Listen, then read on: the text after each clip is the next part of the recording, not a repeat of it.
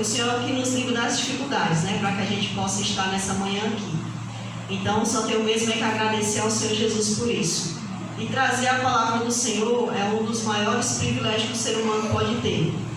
Às vezes a gente acha que é um privilégio a gente terminar uma faculdade e tal, ter um bom emprego, mas na verdade, para a minha pessoa, né? O maior privilégio, uma das maiores oportunidades, né, que eu poderia ter na vida é realmente ter conhecido a palavra e poder passar ela para outros. Uma das maiores dificuldades que eu tenho tido ultimamente, devido à busca, né, irmãos, pelo pão de cada dia, é de realmente poder estudar. Porque ler é muito fácil, ler a palavra, né? Mas estudar, sentar, poder se deleitar horas, né? Se debruçar horas e horas, podendo estudar a palavra. Esse é um dos privilégios que o mundo está drenando de alguns, porque outros têm essa oportunidade, mas não valorizam, né? Então, para mim, é um privilégio poder sentar, né? Poder sentar e passar horas e horas estudando, pedindo a Deus, Senhor, o que quer dizer esse versículo? O que o Senhor quer dizer nessa palavra? Porque muitas das vezes a gente está tão acostumado com Bíblias cheias de comentário, a gente está tão acostumado com o que o irmão lá, o irmão B falou, a gente esquece que o Espírito Santo está aqui para nos orientar, para nos ensinar o que Ele quis dizer quando Ele inspirou, né, a palavra, porque foi Ele que inspirou.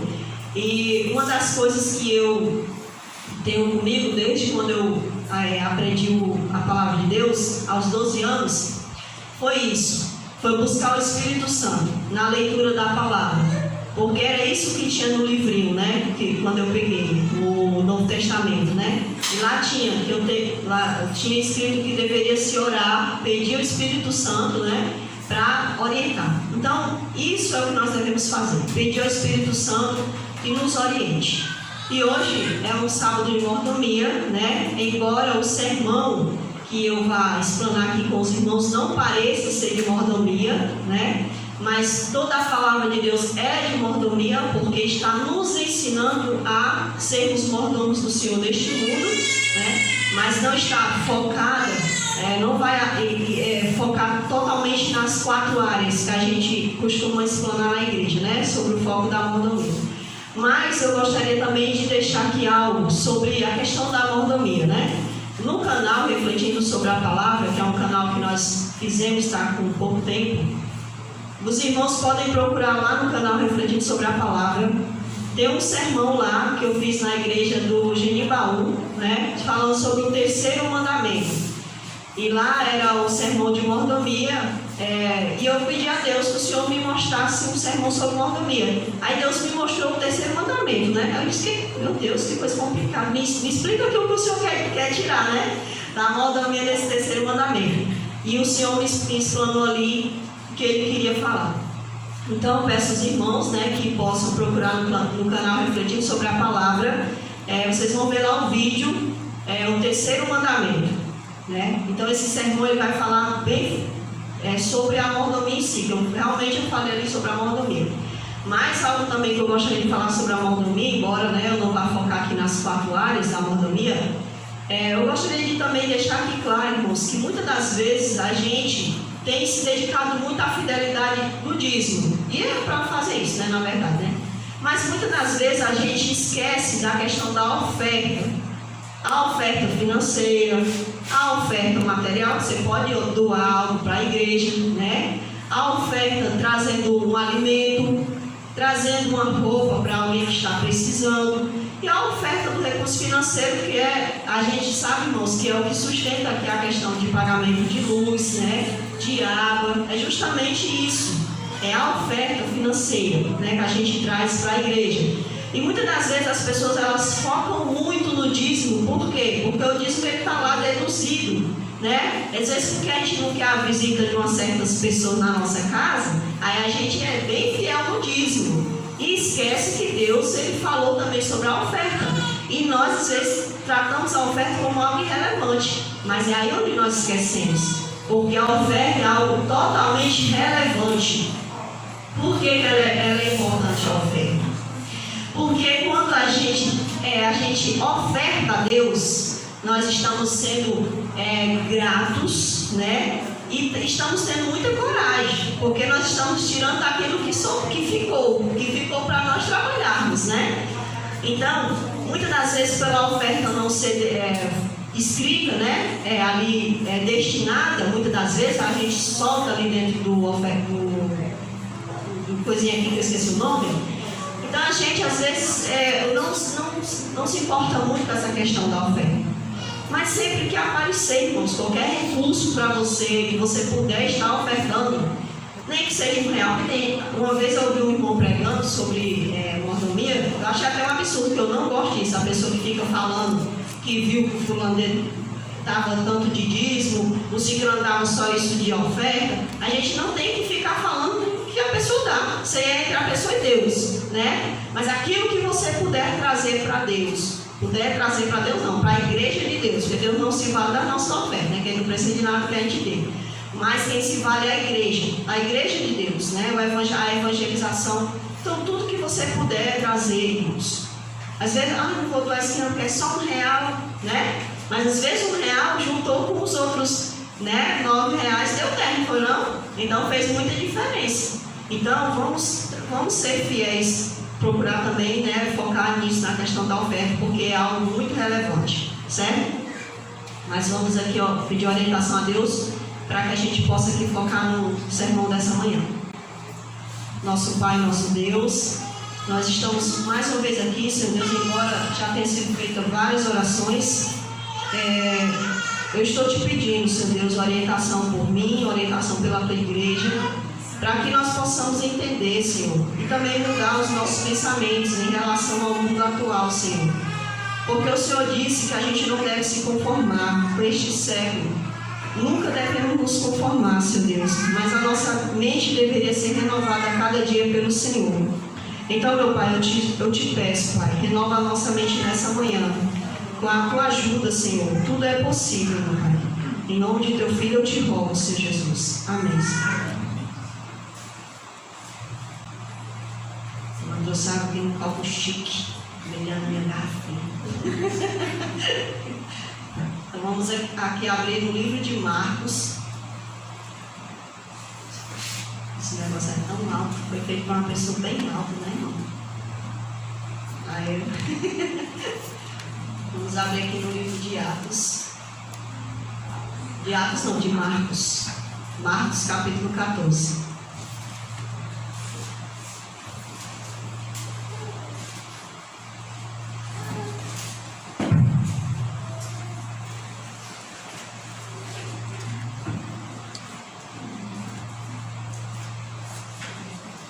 A gente aproveita as oportunidades para lançar mais vídeos no canal, para que outras pessoas, né, buscando aí pela internet, possam achar um conteúdo também para estudar a palavra de Deus. Porque fazer canal para ganhar dinheiro, as coisas de Deus não existe, né? Quem ganha dinheiro no canal é quem faz muita abobrinha, né, irmão? Mas a gente tem que focar, né? Nem que seja uma alma assistindo, é uma bênção, porque vai mudar a vida dele. Então vamos ler aqui, irmãos. Jesus no Getsemane.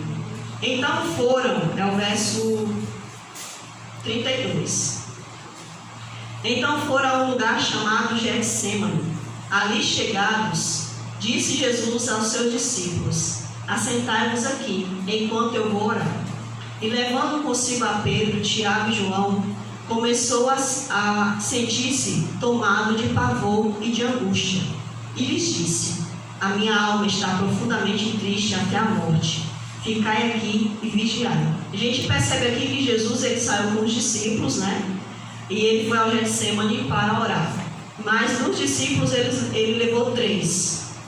E aí ele falou essas palavras para os 3. E deixou os 3 ali também, afastados dos demais. E ele se afastou dos 3. Né? Então a gente percebe aqui que tem coisas que a gente passa, que a gente tem que passar sozinho, né?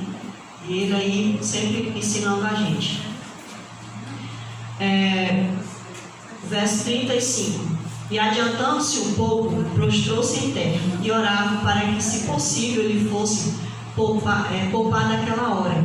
E dizia: Abba, Pai, tudo te é possível, passa de mim este cálice, contudo não seja o que eu quero, e sim o que tu queres. Voltando, achou-se dormindo, e disse a Pedro: Simão, tu dormes, não pudeste vigiar nem uma hora? Eu vou aqui fazer um comentário, irmãos, aqui falando sobre faça-se a tua vontade. Muitas das vezes, o Senhor tem me ensinado isso ultimamente, né? Às vezes a gente vai orar a Deus pedindo alguma coisa, né? Aí a gente diz assim: faça-se a tua vontade. Mas quando a gente não é sincero com Deus, quando a gente quer a vontade da gente, a gente sente lá no fundo que a gente quer dizer assim: mas não é a tua vontade que eu quero que faça, não é a minha, Senhor, né? Mas quando você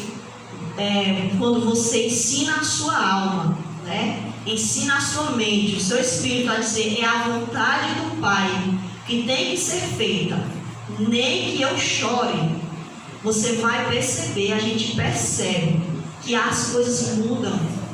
A gente fica tão dependente de Deus, a gente fica tão confiando em Deus, que isso já não causa mais um abalo na gente. Quando a gente vai falar assim: faça a tua vontade, não tem mais aquele medo: não, mas é a minha vontade que eu quero. Porque quando você treina a vontade de Deus, você ensina a sua alma, né, a querer o que é de Deus. Porque o que é de Deus sempre vai ser melhor do que eu quero. Sempre vai ser o melhor do que a pessoa que mais me ama nessa terra, né, quer para mim. A vontade de Deus é o melhor, sempre vai ser o melhor. Às vezes a vontade de Deus nos faz chorar, mas é porque é o melhor para nossas vidas, né? Então não adianta fugir da vontade de Deus, porque mais na frente, por mais que você faça a sua vontade do seu jeito, mas lá na frente vai ser a vontade de Deus que vai ser feita, e aí a gente paga o preço porque você desviou o caminho, né? Então diz assim, disse a Pedro, verso 37, voltando-se, achou-os dormindo. Disse a Pedro: Simão, tu dormes, não pudeste vigiar nem uma hora? Vigiai e orai, para que não entreis em tentação. O espírito, na verdade, está pronto, mas a carne é fraca. Retirou-se de novo, orou repetindo as mesmas palavras. Voltando, achou outra vez dormindo, porque os seus olhos estavam pesados, e não sabiam o que lhe responder. E veio pela terceira vez e disse-lhes: ainda dormes e repousais? Basta, chegou a hora. O Filho do Homem está sendo entregue nas mãos dos pecadores. Levantai-vos, vamos, eis que o traidor se aproxima. Então, irmãos, aqui a gente percebe, né, que Jesus, ele ao se aproximar, né, o momento da sua crucificação, né, ele vai ao Getsemane com o intuito de orar pelo seu ministério. Qual ministério? O ministério da salvação de todos nós, de toda a humanidade. Por que Jesus foi ali? Porque Jesus, ele era um ser como nós, carnal. Ele era carnal como nós, na mesma carne. Mas a sua mente era voltada totalmente para o Pai. Ele sabia do seu ministério. O ministério dele era salvar, não era fazer a sua vontade, né? Então ele sabia de tudo isso, então ele foi até o Getsemane, porque ele já sabia que eram os últimos momentos dele nesse mundo. E ele vai ao Getsemane com esse intuito de orar, para que ele cumprisse a vontade do Pai, né? E também ele vai orar pelos discípulos também, sim. Ele ora por ele, mas ele também ora pelos seus discípulos. Então no verso 33 nós percebemos que ele começa a ser tomado por uma angústia e um pavor, né? Aqui deixa clara a natureza humana de Cristo. Por quê? Porque nós percebemos que ele foi tomado por um pavor. Se ele estivesse como um ser divino, ele não teria sofrido isso, né? Mas a gente percebe ali que Jesus estava na natureza humana. Muitas pessoas por aí dizem que Jesus não era um ser humano, ele era totalmente Deus. E outros dizem que Jesus era totalmente humano, né? Mas a gente percebe aqui que ele era... É assim, por exemplo, uma coisa mais simples que a gente pode deduzir a natureza de Jesus. Digamos que eu fosse uma médica, né? Com toda a minha capacidade, com todos os os certificados possíveis aí que um ser humano pode ganhar, né, na medicina, e eu chegasse no país e ali eu não pudesse exercer a minha, né, a medicina, eu não pudesse exercer a minha profissão. Assim era Cristo, ele era totalmente divino, né, mas aqui na terra ele não podia exercer o quê? A sua divindade, né? Então ele era assim, ele era dessa forma. Tudo que ele pedia, que ele queria fazer, ele pedia ao Pai, ele orava ao Pai. Também nos ensinando, né, que tudo que nós vamos fazer nessa terra, devemos orar ao Pai. Então ele estava numa condição humana. E esse pavor, essa angústia, não se assemelha, né, a nenhuma angústia e a nenhum pavor que eu e você possamos ter passado ou possamos ainda passar futuramente. Não se assemelha. Eu sofri uma grande angústia quando eu perdi um parente. Não se assemelha, né? Eu estou com a depressão, estou sofrendo um pavor, uma angústia. Não se assemelha. Por isso que eu digo aqui, se alguém estiver passando por alguma depressão, mas eu disse, mas quem assistiu a pessoa passando por depressão vir na igreja? Sim, tem muitas pessoas que estão depressivas e que estão sentadas no banco da igreja. E eu digo para você, a sua depressão, ela tem cura. Ela é possível ser vencida. Por quê? Porque o que Jesus passou não é o que você está passando. Não é amenizando a sua dor, né? Mas dizendo para você que é possível você vencer. Um dia Jesus me ajudou a vencer uma depressão, né? E ele pode ajudar qualquer um, porque ele é Deus, pelo amor de Deus, né? Ele é Deus, né? Qualquer coisa que eu possa pedir a Jesus, ele é capaz de fazer. Amém. Irmãos, essa semana uma irmã mandou um áudio para mim que eu não posso reproduzir porque meu Tamagotchi está ali, né? Mas ela mandou um áudio, ela disse assim: irmã, eu passei por uma experiência ontem, né?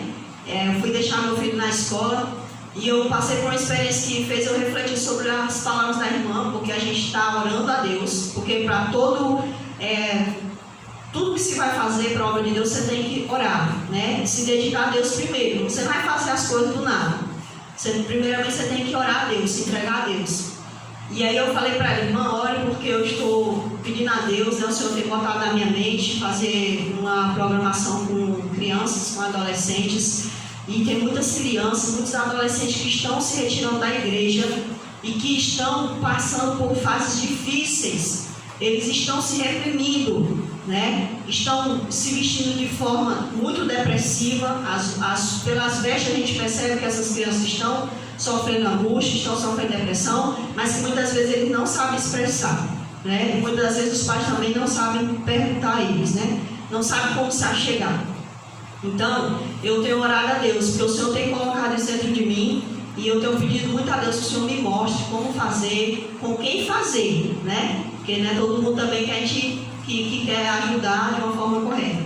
Então ela disse: irmão, estava pensando, isso me fez pensar. E ela disse que ia descendo para levar os filhos dela para a escola, e passou por ela uma adolescente de mais ou menos uns 12, 13 anos. E ela disse que aquela jovem olhou para ela nunca tinha visto essa menina, né? E a menina olhou para ela e disse: você confia em Deus?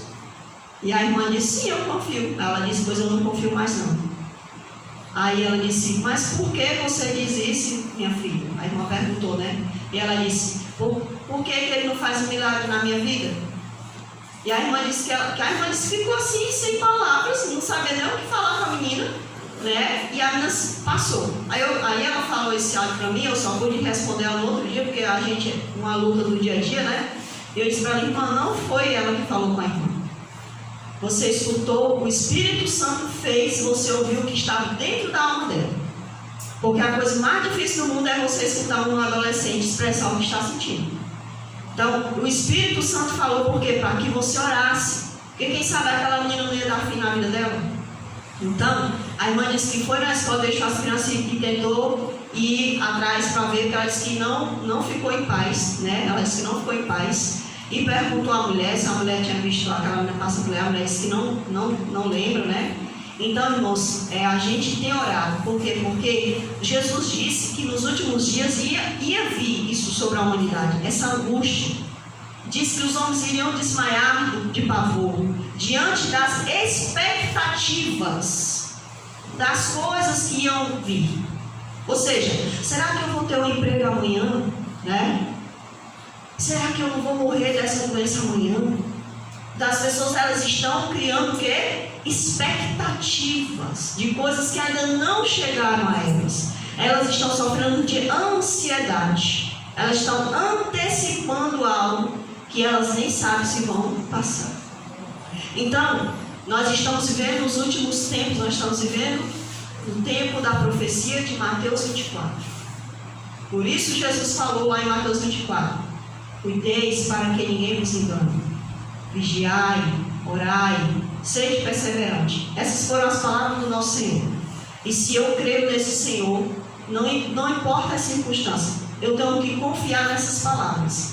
Porque tudo passará, mas a palavra do Senhor não vai passar. Porque elas são fiéis e justas. Ele disse isso lá em Apocalipse, né?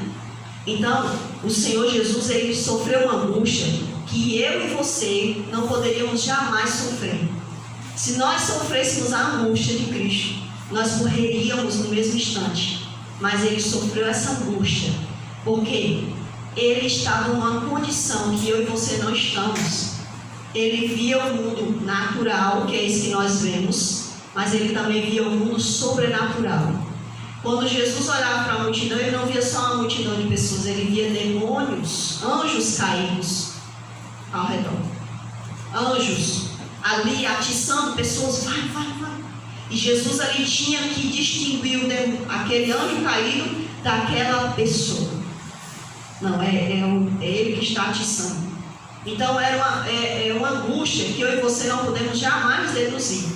É por isso que eu digo, está com depressão, está sofrendo de ansiedade, Jesus tem a solução para todas as coisas.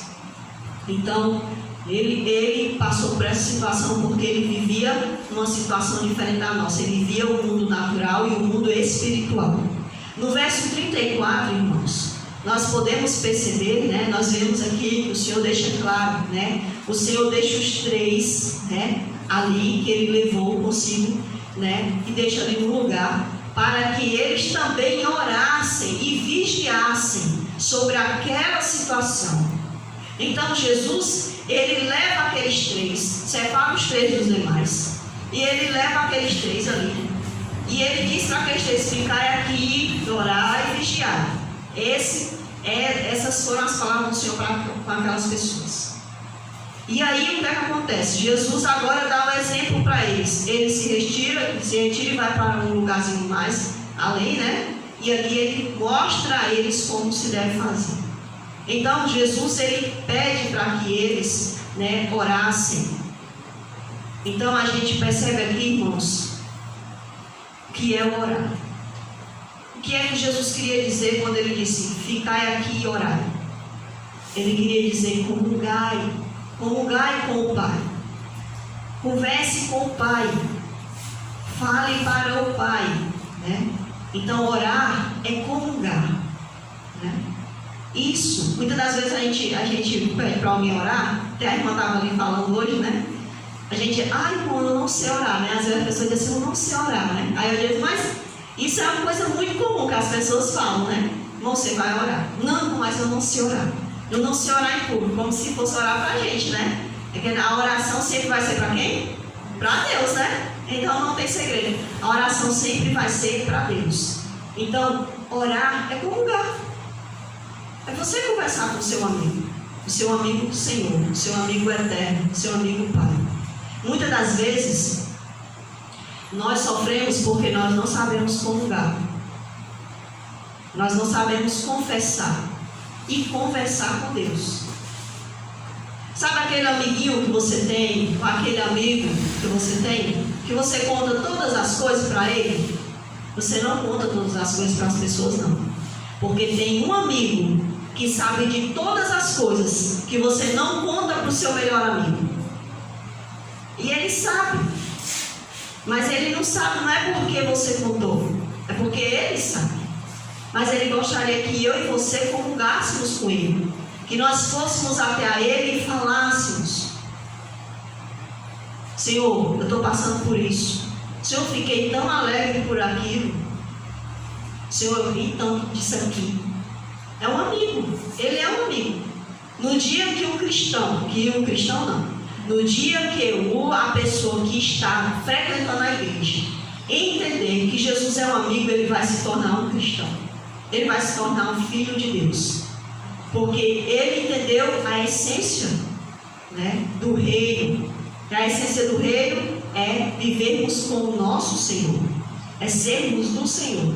Então Jesus, ele pediu para eles comungarem. E também pediu para eles vigiarem. Que no original, essa palavra vigiar quer dizer se manter cauteloso, dar atenção, né, a algo, para não ser surpreendido. Mas por que será que Jesus, ele pediu isso, né? Jesus, ele sempre dizia, vigiai, pois orai. Ele sempre falava isso, né? Cuideis para que ninguém vos engane, vigiai, né, para que ninguém vos engane. Então ele sempre estava pedindo isso, ou seja, ele estava pedindo para que nós refletíssemos nas suas palavras, para que nós não fôssemos pegos de surpresa quanto àquilo que ele já havia dito. Às vezes a gente se surpreende com algo que a gente já sabia, porque ele já tinha dito. Então o que é que tem de novo nisso? O que tem de novo é que nós não vigiamos, só foi isso, né? Mas que ele falou, ele já havia falado. Então, eu achei interessante porque parece muito conosco isso. Hoje, né, nós estamos como esses discípulos, né? Fomos advertidos sobre os últimos acontecimentos deste mundo, mas estamos como nesta passagem, sendo chamados a atenção constantemente. Jesus não já falou para nós, através de todo Gênesis até Apocalipse, ele não já disse tudo para nós? O que é que tem de novo para a gente aprender? Não, o que temos que fazer é vigiar, é dar atenção. Olha, isso que está acontecendo foi o que o Senhor já falou. Então eu tenho que ficar atento para eu não ser enganado. Porque nos últimos dias Jesus disse que haveria o quê? Falsos cristos e falsos profetas, falando um monte de mentira e dizendo que eles eram o Cristo. Olha, eu tenho a solução.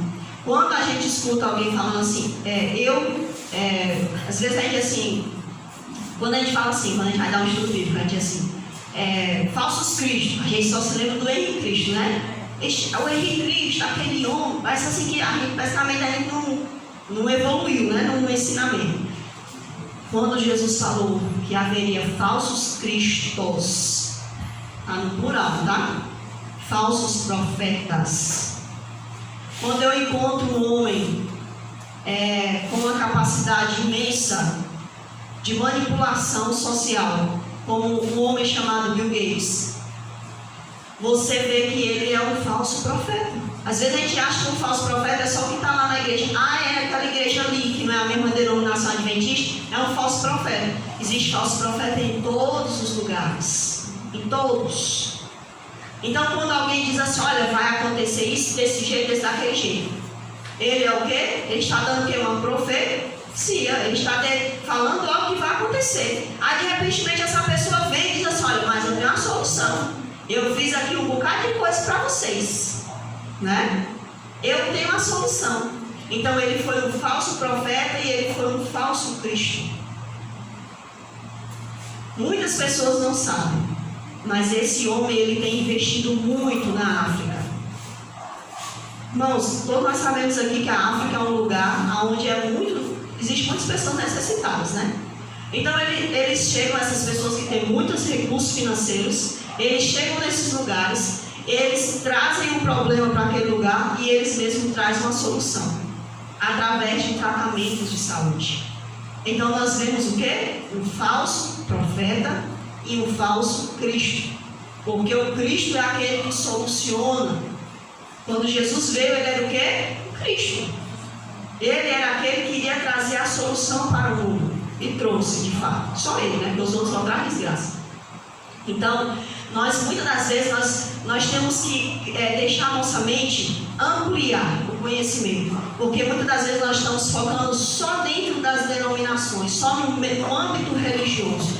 Mas os falsos profetas e os falsos cristos, eles vão enganar a muitas pessoas. A muitas.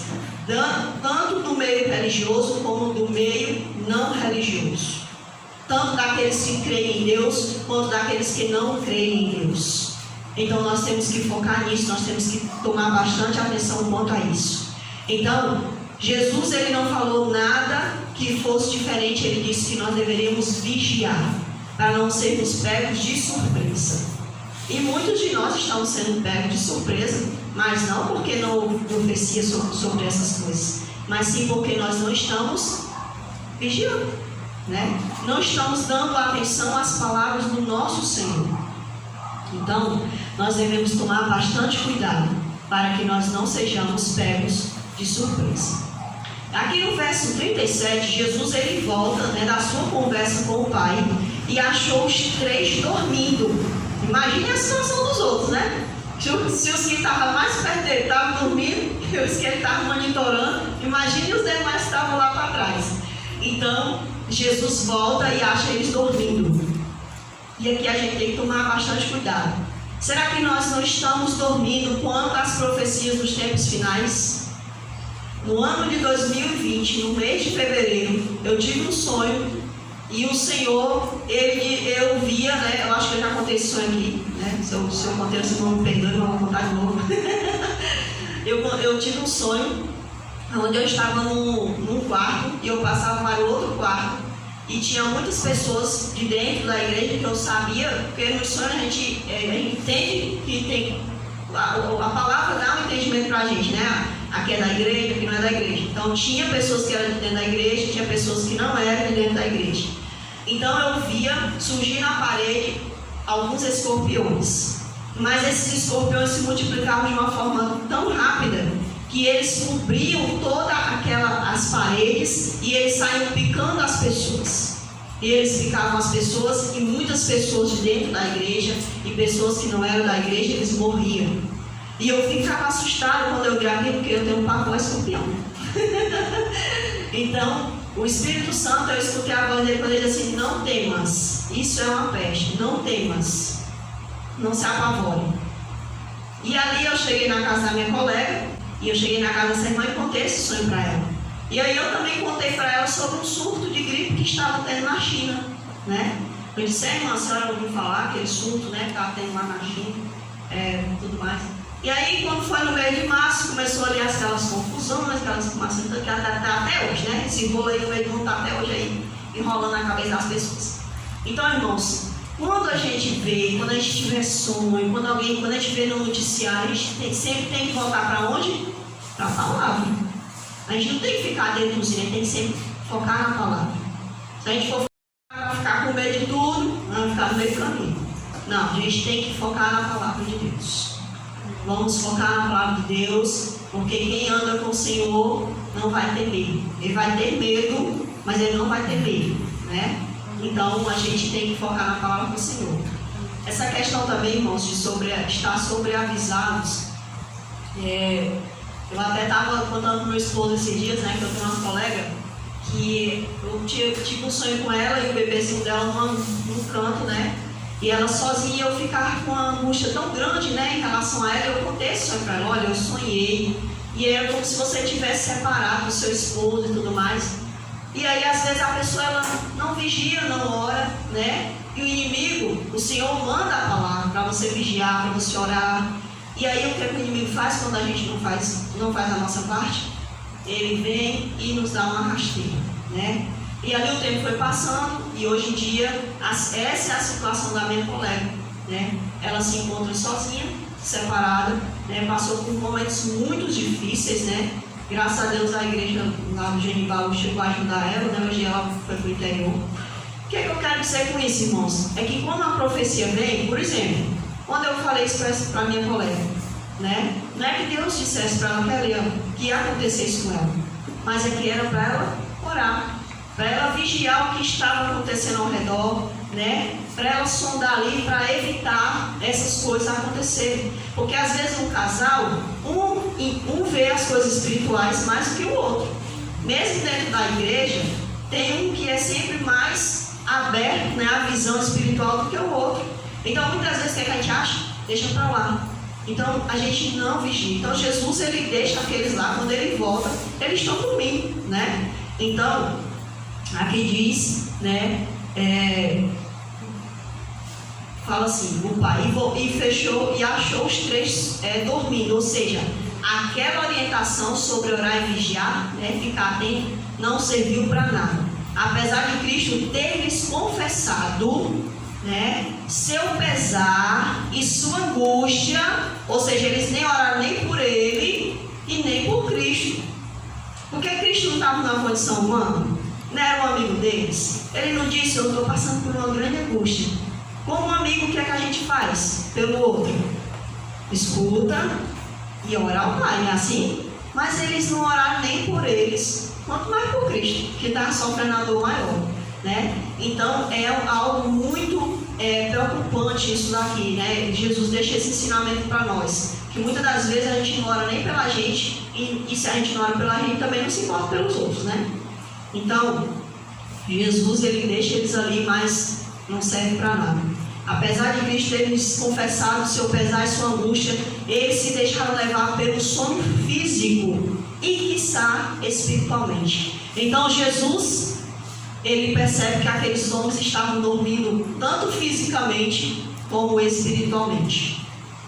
Irmãos, eu poderia estar aqui pregando sobre o livro de Apocalipse, sobre profecias, mas muitas das vezes, irmãos, nós estamos nem entendendo as coisas básicas dos tempos, quanto mais algo dentro de uma coisa mais ampla, Porque você vai falar das bestas, você tem que abrir mais a mente, Então, muitas das vezes nós estamos dormindo fisicamente, dormindo espiritualmente. Então, como é que a gente vai entender as coisas mais amplas, o macro?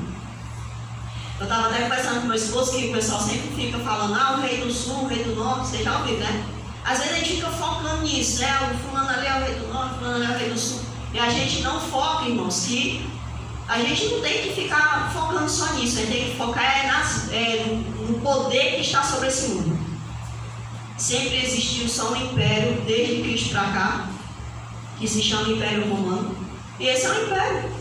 Olha, pode se levantar quem for, Rússia, China, eles não vão derrubar o Império Romano, porque esse império pagão, que reina sobre a humanidade. Só quem vai derrubar esse império é Cristo. Foi assim que está lá na visão, no sonho de Nabucodonosor. Quando a pedra, que é Jesus Cristo, vem, ele derrota esse último reino, que surge ali justamente do Império Romano. Então a gente tem que perceber isso. A gente não tem que ficar focando se a Rússia é isso, se a Ucrânia é aquilo, porque a gente vai perder muito tempo. A gente tem que focar no macro, na visão macro.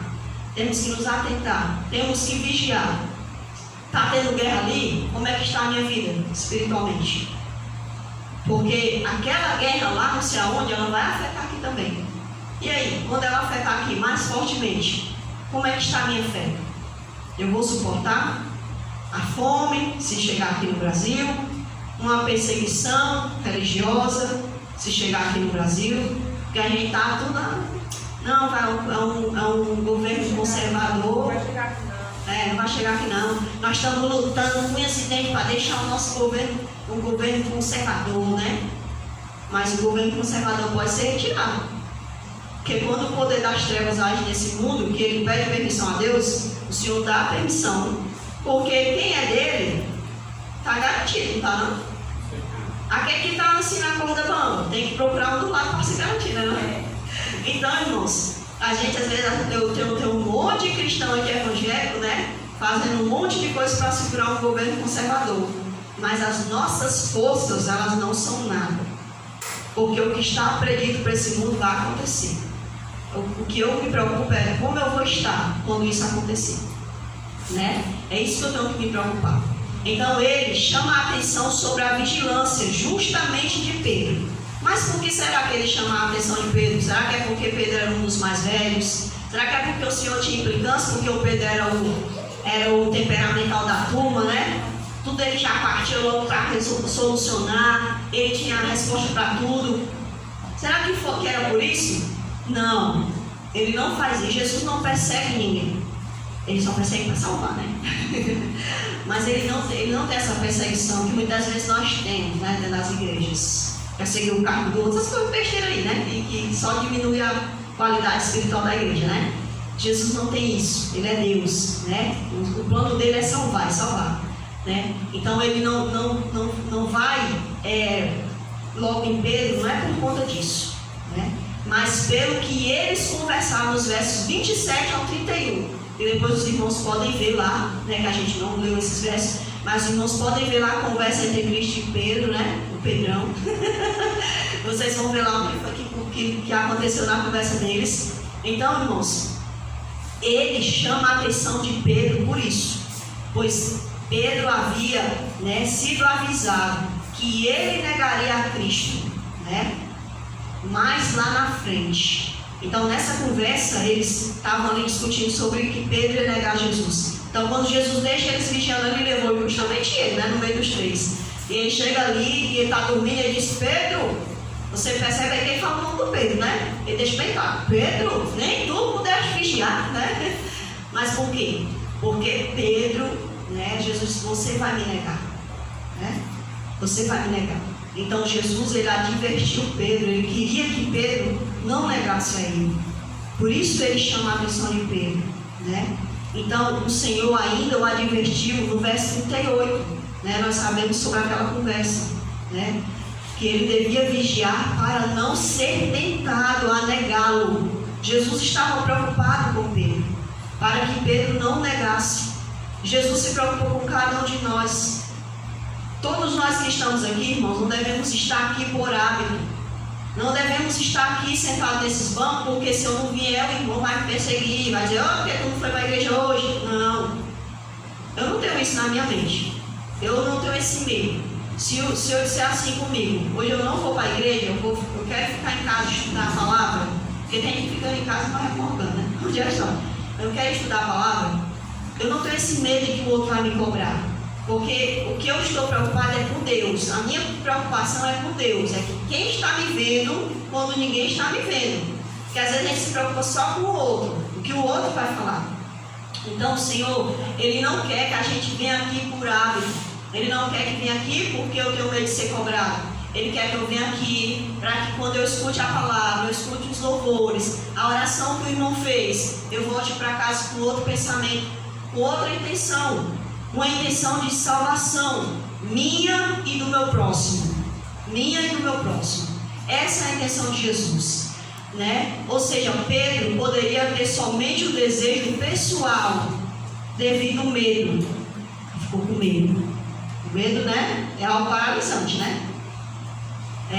Tem pessoas que têm medo das emoções. Não, o próprio crente não pode sentir emoção. Parece que é um robô. Nunca vi um robô na vida, né? Irmão, já é esse pãozinho medo, viu? Quem tiver com fome, se tiver alguém para fechar a mão da igreja, irmão, eu vou ficar aqui até o final. Então, irmãos, o que acontece? O medo, ele paralisa a gente. E o Senhor, Ele quer que a gente lide bem com as nossas emoções. É normal ter medo. O medo é algo da gente. Tem um fogo, eu tenho que ter medo, porque senão eu vou me queimar, não? Então é normal ter medo. Mas o Senhor viu que Pedro estava com medo dentro dele. Quando o Senhor, na conversa, quando Pedro disse: eu não te negarei, é porque ele já estava com medo. Mas se o medo estava só dentro de Pedro, né? Aí o que é que o Senhor vai? Pensa mais. O Senhor tinha medo de que Pedro negasse. Deu para entender, né? Só uma metáfora aqui. Mas se ele não vigiasse, Satanás poderia usar o medo de Pedro para derrubá-lo, tentando através desse medo. E sabemos que foi justamente isso que aconteceu. Então, muitas das vezes, o nosso medo, a nossa ansiedade desequilibrada, né? Porque a ansiedade desequilibrada, aquele medo, né? Aquele pavor, né? Então, o Senhor disse: olha, Pedro está com medo. Eu vou pedir para ele orar. E vou orar por ele também. O Senhor disse que já tinha orado, né? Por ele, parece que ele não fosse dispersá-los, né? E o Senhor diz assim: vou orar para que o medo de Pedro não faça desistir da caminhada espiritual. Então, muitas das vezes, o medo, ele também pode fazer isso com a gente, né? Jesus nos diz que se formos através desse medo, e sabemos que foi justamente isso que aconteceu com Pedro. Jesus nos diz que se formos justificados pelo Espírito Santo, teremos domínio próprio. Por que muitas das vezes nós temos medo desequilibrado? Por que a nossa ansiedade está tão aflorada que a gente não confia em Deus? Porque o Espírito Santo ele não está podendo frutificar em nós. Os frutos do Espírito Santo, eles não estão sendo praticados em nós. Nós ainda estamos na obra da carne. E se nós estamos nas obras da carne, nós vamos ter medo. Nós vamos aceitar tudo que o mundo trouxer para a gente. Nós vamos fazer concessões a tudo. E nós estamos entrando numa era, irmãos, das concessões. Tu me dá isso que eu te dou aquilo. Nós estamos entrando na era da negociação da nossa fé. E aí eu pergunto, será que nós vamos deixar a nossa fé com o Senhor? Ou nós vamos negociá-la com Satanás e com aqueles que regem através, com o poder de Satanás? Então nós estamos entrando nessa era. Então esse é o momento que já era para ser há muito tempo, mas se ainda não aconteceu em nossas vidas, agora é o momento de nós deixarmos o Espírito Santo frutificar em nossas vidas os frutos que ele tem para nós, lá em Gálatas. E ele diz que o domínio próprio, é um dos frutos do Espírito Santo, o domínio próprio. Quando alguém pratica os frutos do Espírito Santo, a Bíblia diz que não há lei contra ele. Não há. Ninguém pode ir contra aquele que tem o Espírito Santo, meu Deus. Eu peço a Deus todos os dias, E eu sei que os irmãos também pedem. Então nós dominaremos nossas emoções.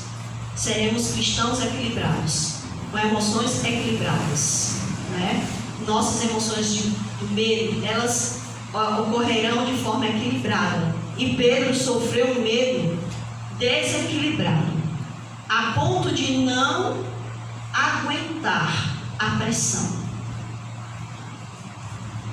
Às vezes a gente, irmãos, as pessoas estão esperando passar por uma angústia, por uma tribulação, de alguém chegar na sua casa na hora que você está fazendo um pequeno grupo, chegar ali com um revólver e dizer, olha, para de cantar.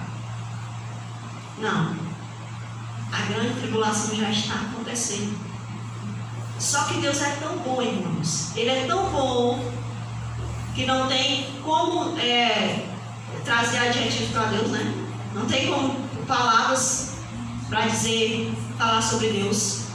Eu vou usar essa palavra bom, porque ele disse que só existe um que é bom, que é ele, Ele é tão bom, irmãos, que ele já está deixando a gente de pouquinho sofrer a tribulação. Porque se ela viesse de uma forma abrupta, forte, muitos de nós sucumbiríamos. Mas ele está deixando a gente aos poucos fazer a nossa decisão, sim ou não. Então não espere, irmãos, aquela grande tribulação de forma desesperada, que muitos aí ensinavam para nós, Não espere isso acontecer dessa forma, porque ela já está iniciada. Já foi batido o martelo, ela já se iniciou sobre nós. Então, que nós possamos pedir a Jesus, que nós possamos ser firmes, porque Pedro, ele não aguentou a pressão das pessoas, Eles olhavam para Pedro e disseram, olha, tu falas como ele, olha, eu te vi com ele, tu é que nem ele, tu é diferente. Porque Pedro começou a ser o quê? Lapidado. Ele era bruto, Imagina, Pedro já falava tudo assim de uma hora para outra com o Senhor, imagine antes, sem o Senhor, Então, quando as pessoas olhavam para Pedro, eles disseram, não, ele ainda é mais igual antes, não, ele ficou diferente por causa daquele homem que foi Pedro, que está ali sendo julgado. Ele andava com ele, Então, Pedro não suportou a pressão. Muitos de nós, muitos adolescentes, muitos jovens e muitos adultos não suportam ser anexado a Cristo. Tu é assim porque tu não come isso aí porque tu segue a Jesus, Não é por isso não, tu é desse jeito porque tu vai ali na igreja ali louvar, por isso que tu só canta essa música, Não canta essa música do mundo, Mas muitos têm vergonha de ser anexado a Jesus. né? Sendo que Jesus é a maior honra, alguém se assemelhar a Cristo. É uma honra que Ele dá para nós. Então, por que ter vergonha? Eu lembro que quando eu conheci a palavra, né? Com 13 anos eu ia para o colégio, para a escola, e eu levava a Bíblia, né? E era uma Bíbliazinha assim, pequenininha, mas ela era bem alta, né? Porque eu lia muito, então ela já está ficando gorda, né? quando uma coisa é folheada, ela fica gorda, né? Você vê uma Bíblia bem magrinha, desconfia. Então ela era bem, né? Bem altinha. Então, as pessoas olhavam assim, fala quando é que essa Bíblia, né, menina? Aí outros achavam legal, né? Aqueles que eram mais populares achavam legal quando davam a Bíblia. Agora os outros achavam meio cafona, né? E eu não me importava. E eu nem era batizada ainda, né? Porque eu levei quase um ano para ser batizado na igreja. Um ano, se eu não me engano. Então eu não me importava, porque as palavras da Bíblia, como diz a palavra, né? Eu logo que achei, comi, né? Que era bom demais. Então muitos de nós, as pessoas acham que só os adolescentes, só os jovens têm vergonha de ser cristão. Mas muitos adultos também têm vergonha. Comem o que os outros comem, falam na mesma linguagem que os outros falam, né? Porque tem vergonha. Ter vergonha daquele que não teve vergonha de nós, né? Eu não sei nem que palavras eu poderia dar, né? Então, Jesus, ele percebeu o medo que Pedro teve, e nós também, irmãos, corremos o mesmo risco, né? De termos esse medo, de sermos vinculados a Cristo através das lembranças, né? Do nosso falar, né? Desse nosso comportamento. No verso 40, irmãos, nós vemos algo muito interessante. Diz que Jesus, né, ao voltar novamente, encontrou-os dormindo. Aí ele disse, porque os seus olhos, ou seja, os olhos dos discípulos estavam pesados. E aqui a gente percebe, irmãos, que essa palavra no original quer dizer que eles estavam carregados, sobrecarregados, desencorajados, prostrados. Por quê? Porque aquela hora da crucificação, irmãos, ali vinha a turba humana, mas também vinha a turba de demônios, de anjos caídos. Então, houve ali algo sobrenatural sobre Jesus e sobre os discípulos. Então, era algo muito pesado. Então, nós percebemos aqui, irmãos, que no verso 40, né, Jesus, ele percebe que os olhos deles estavam sobrecarregados. Ou seja, mesmo eles estando acordados, estavam como se desvanecidos. Eles não tinham força. A aparência deles denunciava que eles estavam desvanecidos, né? Sobrecarregados. E diz que eles nem sabiam como responder. Eles estavam sem palavras. Olha a situação sobrenatural que os discípulos estavam passando. Irmãos, hoje o mundo não é diferente. O mundo ele está sendo coberto por uma sombra negra chamada ateísmo. E a pessoa que quer ser Deus, está cheio de gente aí no mundo querendo ser Deus, dominar o mundo. Então essa sombra negra ela está se aproximando sobre todos os continentes, sobre todos os países, e é muito pesado. Agora, o que eu e você vamos fazer para tornar diferente as nossas vidas e a vida dos outros? Porque esse sono está vindo sobre a humanidade. Muitos estão quase que sem força. E nós devemos orar e jejuar, pedir a Deus, suplicar, fazer orações, fazer junção de oração, sem forçar ninguém a vir orar com a gente. Porque aquele que quer orar vai vir orar. Pode vir um, pode vir dois, mas venham, faça a sua parte. Ore, porque está vindo sobre o mundo essa sombra negra. Essa sombra tem um nome, mas a gente bota um nome humano, né? Mas é uma sombra satânica. Muitos dão nome a ela, mas nós sabemos que é uma sombra do próprio Satanás sobre a humanidade. essa sombra. Por isso Jesus falou assim, ó, encontrará fé na terra o Filho do Homem quando retornar, por conta disso. Porque o mundo está se tornando o quê? Ateu. Está se entregando ao ateísmo.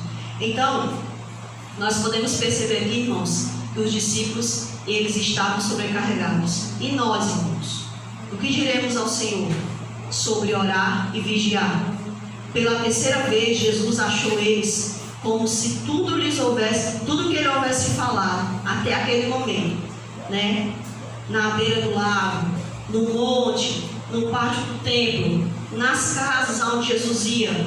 Parece que tudo aquilo que Jesus havia passado com eles, parece que havia sido apagado na mente deles. Por quê? Porque havia uma sombra, algo terrível para acontecer. E nós sabemos, irmãos, que por mais que nós lutemos, por mais que nós oremos, as profecias ruins vão acontecer, porque elas não são condicionais. As profecias finais do mundo não são condicionais. Eu não vou orar, eu vou orar, vou me arrepender, elas vão acontecer. O inimigo, ele vai tomar de conta de muitas pessoas. Ele vai agir com muita força. Mas aí existe uma condição. O que eu e você vamos fazer em relação a isso? Nós vamos nos entregar cada vez mais a Jesus? Ou nós vamos ter vergonha de Jesus e fazer como o mundo quer que a gente faça? Nós vamos nos entregar a Jesus e confiar nele, ainda que nossa barriga esquente de fome, porque um dia vamos tirar o nosso pão, provavelmente, porque a Bíblia diz que haverá fomes em vários lugares, não é em todos, né? Não é em todos os lugares. Mas eu acredito que para muitos cristãos pode faltar o pão, porque ele vai ser colocado na parede. Se você não fizer isso, você não vai ter o seu pão. Vamos seguir a Jesus? Vamos continuar firmes nos caminhos do Senhor mesmo assim? Vamos vigiar, vamos orar, vamos deixar os nossos olhos abertos para Ele? Então, pela terceira vez, né, Jesus encontra eles daquele jeito.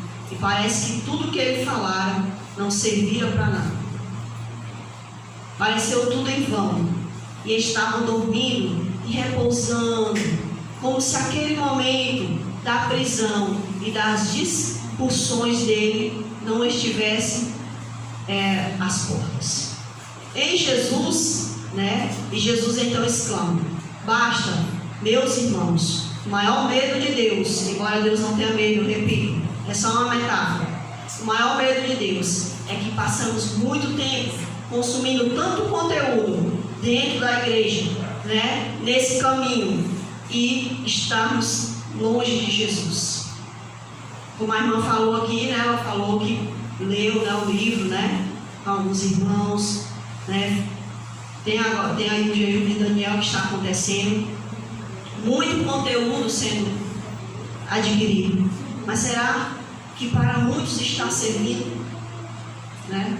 Então vamos valorizar o nosso tempo, nossa comunhão com o Senhor. Vamos conversar com Deus, né? Porque muitos estão vivendo como se nada tivesse acontecendo. Tudo vai melhorar. Eu escuto um monte de gente falando isso. Tudo vai melhorar. Tudo vai passar, irmãos. Está tudo sendo ajeitado. Não, a gente não deve se preocupar. Parece que os cristãos de hoje, eles estão se preparando para viver nessa terra caída. Como muitos cristãos aí afora acham, né? Eles acham que nós vamos viver nessa terra aqui com um poder aí, sei lá, que vai ajeitar tudo pra gente. Parece que Deus não existe na cabeça desse povo, eu não sei. Porque já por alguns, mas ele existe, querendo eles ou não. E ela sempre vai existir. Então Deus, ele preocupa-se conosco, como ele se preocupou com Pedro, principalmente com Pedro, né? Porque ele foi o que negou abertamente. Os demais fugiram, negaram, não abertamente, mas Pedro negou abertamente. O Senhor tem medo, ele teme que nós o neguemos, não porque ele precisa de nós, mas porque ele nos ama e porque nós precisamos dele. Então, todos os dias, né, o Senhor ele se preocupa conosco para que nós não venhamos a deixarmos para trás. E o Senhor um dia, irmãos, Ele vai dizer também: basta, chegou a hora. E não está muito longe não, viu, irmãos?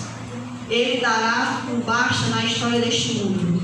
E agora Ele não será entregue mais nas mãos de homens, mas esse mundo será entregue nas mãos de Deus para ser julgado. E nós, muitas vezes, Deus, a pessoa se acostuma com cada coisa, né? Não, eu não quero, Senhor. Sabe, você fica ali entre o sábado e o seu serviço? Não serve, não presta. Não, Senhor. Vai ser difícil, mas vai ser o melhor, né?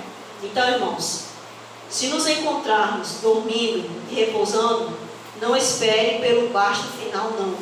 Nos convertamos hoje ao Senhor. Este é o momento para aquele que quer encontrar-se alegremente com o Senhor em breve. Irmãos, eu gostaria de perguntar aqui, quem gostaria, irmãos, de pedir a Deus: Senhor, abre a minha mente para que eu possa entender o que está acontecendo de fato nesse mundo.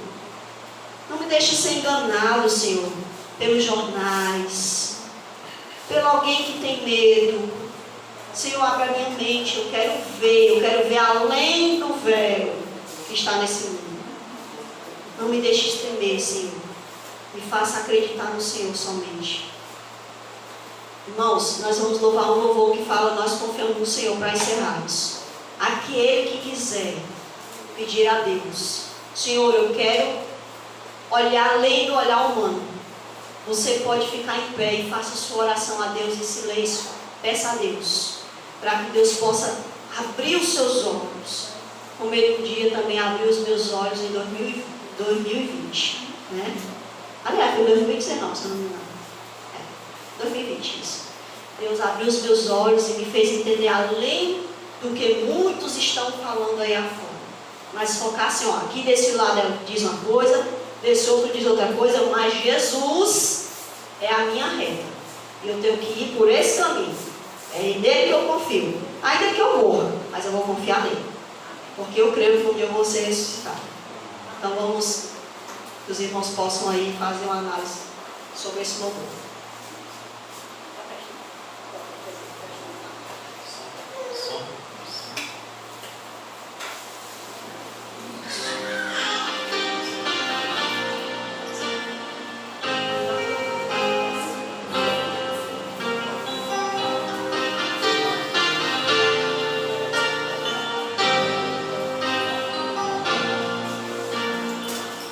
Nós confiamos no Senhor.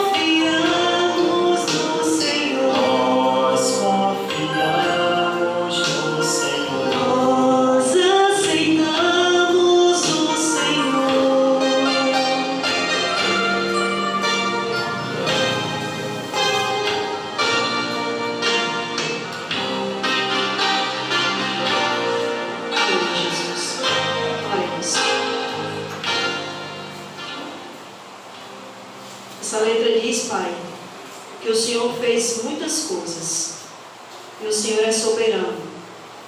E diz também, meu Deus, que nós confiamos no Senhor.